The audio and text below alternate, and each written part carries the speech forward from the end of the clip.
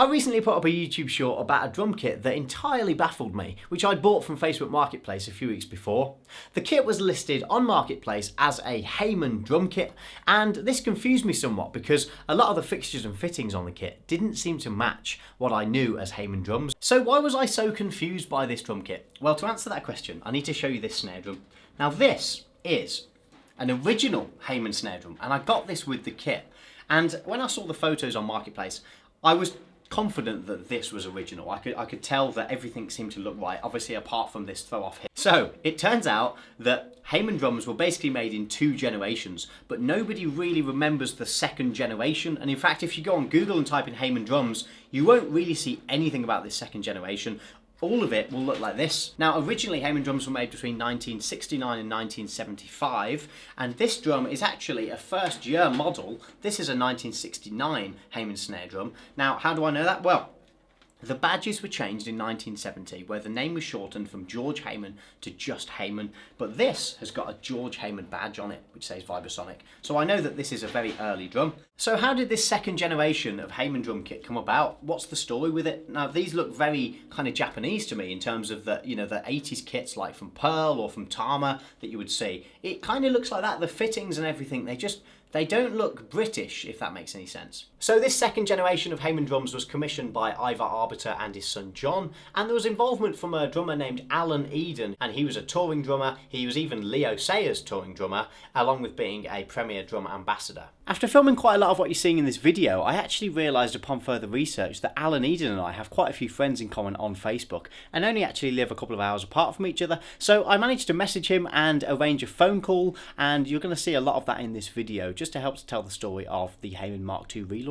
Now, Alan Eden opened a drum shop in Bristol circa 1981, 1982. Ivor instigated the whole thing. At the time, I had a shop in Bristol called the Drum Cellar. And Ivor Arbiter took a shine to him, apparently setting him up a credit line with Peisty cymbals and just generally giving him advice about running the shop. He came to my shop one day when we just opened up and had a look at it. Gave me a Peisty dealership and a nice line of credit and all the rest of it.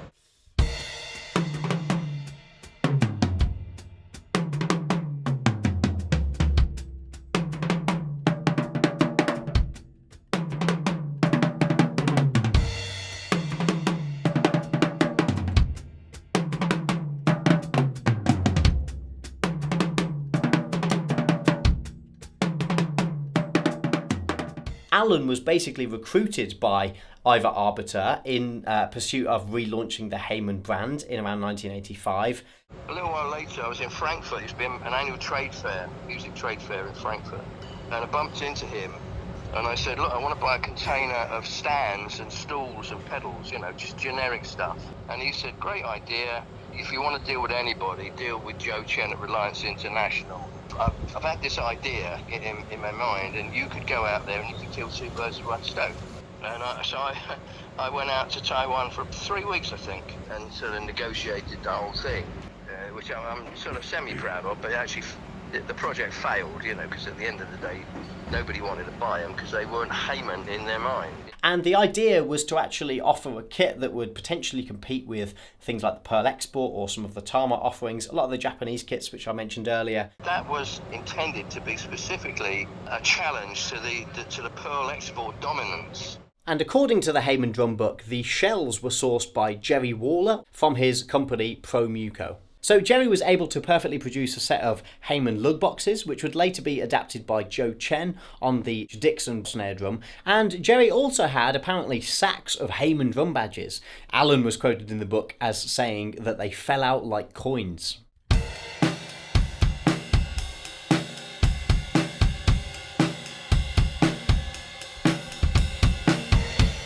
Jerry apparently made friends with a company called Laser Engineering, and they used to make tubes which are like metal-lined plywood tubes which were used to protect missiles when they were dropped into battlefield via parachute, and they just happened to be in the sizes of 13, 14, 16 and 22 inches. Somehow Jerry had got hold of this container load of these beach tubes. They were laminated, about, 3 or 4 ply, strong as anything.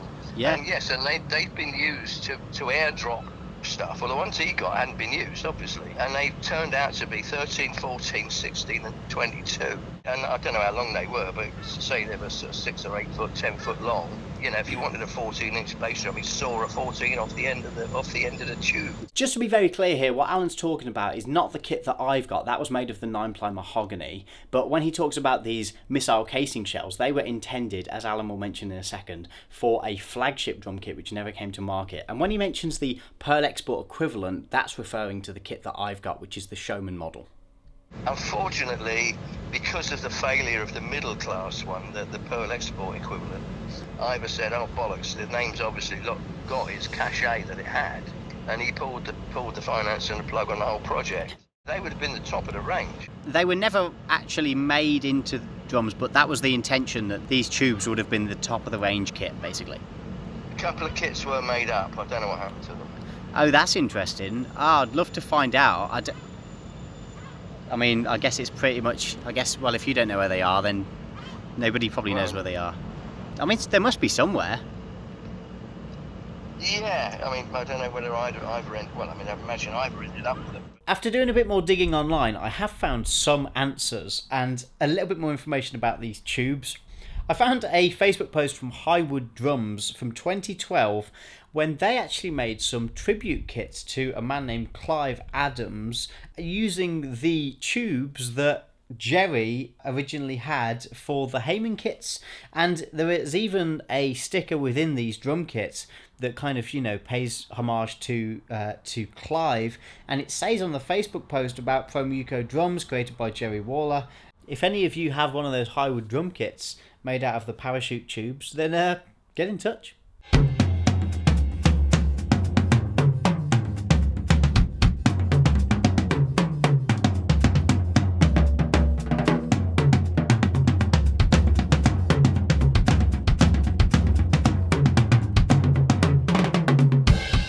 This is the 7-shell variant, apart from the fact that I obviously don't have the original snare drum as I have the earlier one, but this is also offered in a 5-shell variant, and the one I've got here is the one with the deeper toms, which were popular at the time, the power sizes as they were known, very much 1980s shell sizes. So that was the main kit, and then there was one called a cheaper kit with non-power toms and a thinner snare drum and only kind of 6 tuning lugs on the floor tom, you know, the way you save money by having yeah.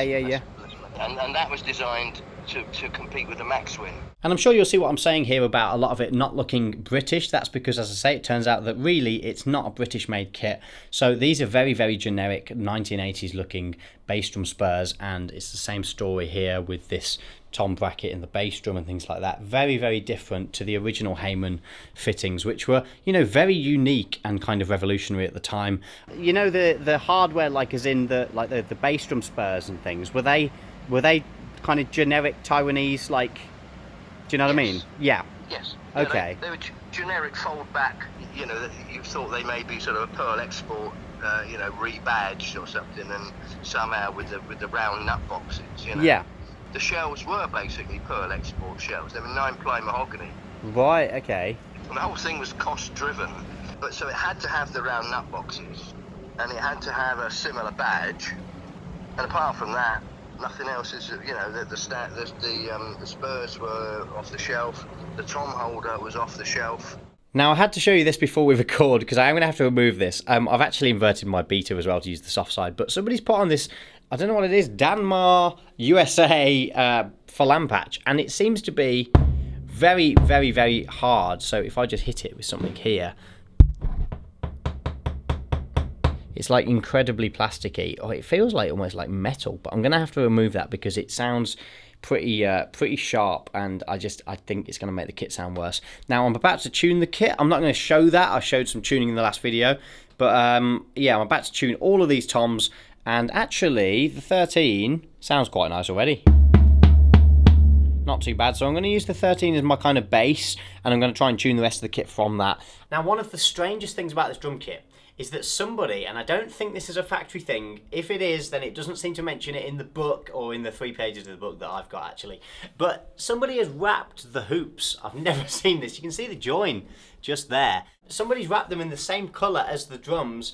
The guy I bought the kit off He did actually put in the advert that he thought the drums had been rewrapped, but I'm actually not 100% sure they have been rewrapped, because all of the toms, all of the fittings have these little inserts behind them, and it just seems kind of odd that all of them would have survived and that they would have gone back on properly and all that kind of stuff. Plus the fact that he'd owned the kit for 30 years, and if the kit came out in the 80s, it wouldn't have been massively old when it was rewrapped, and all the badges are right. I mean, this would have been very difficult to do. You would have had to drill the grommets out and then, you know, re-put on the badges. I don't think it's been rewrapped.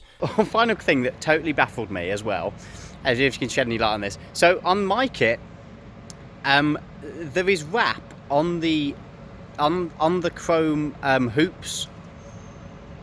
Oh, really? Now, one of the things that was quite distinctive about Haymon drums was they used something called the vibrasonic coating. This was their own patented paint, effectively, on the inside of the shells. Now, they weren't the only one to paint the inside of the drums. Gretsch also did that, and I believe a few other manufacturers. You can't really see that here because both the skins are coated, but I'm going to take the skins off in a minute because somebody has put inside the drum some kind of dampening, and I'll just quickly show you how it sounds, obviously from my camera audio mic. We're going to record it properly in a minute. But they've totally killed it, dead as a dodo there, so you can just see the kind of remnants of that inside. So we're going to have to take the skins off, and I want to try and get it to sound good because there are some great videos of these drums sounding really, really nice on YouTube, although there don't seem to be that many videos about Haymon drums, which I think is a shame, and it's something that I'm going to address at the end of this video by telling you what else I've recently bought, which is very exciting. One final thing I'll mention about the snare drum as well, they had their own built-in dampener. This was this little lever here, and this became known colloquially, I'm going to leave that in, colloquially, as the baseball bat.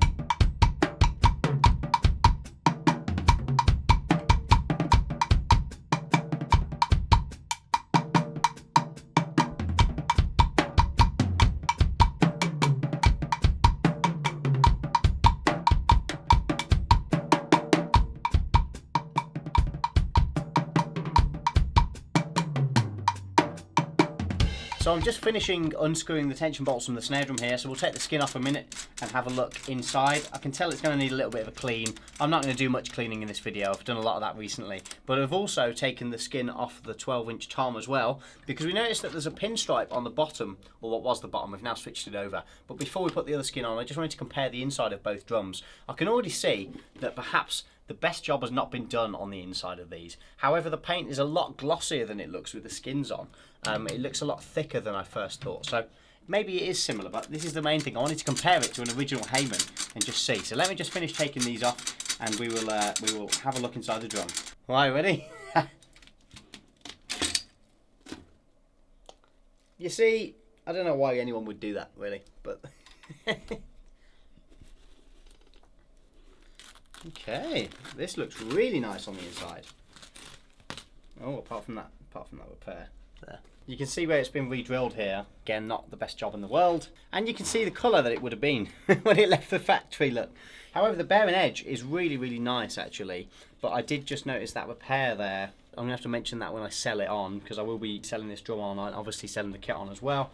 You can see that mechanism there as well for the dampener.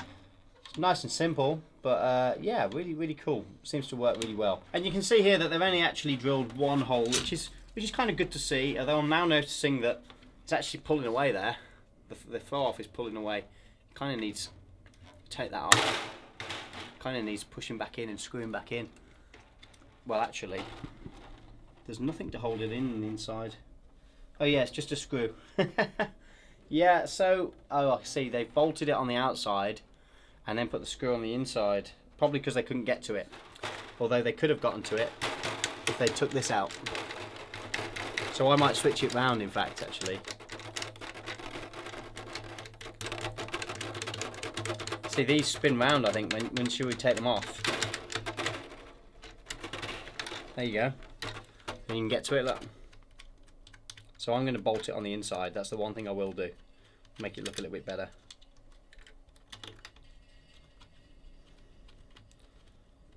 Bear with. There we go. Screw on the outside.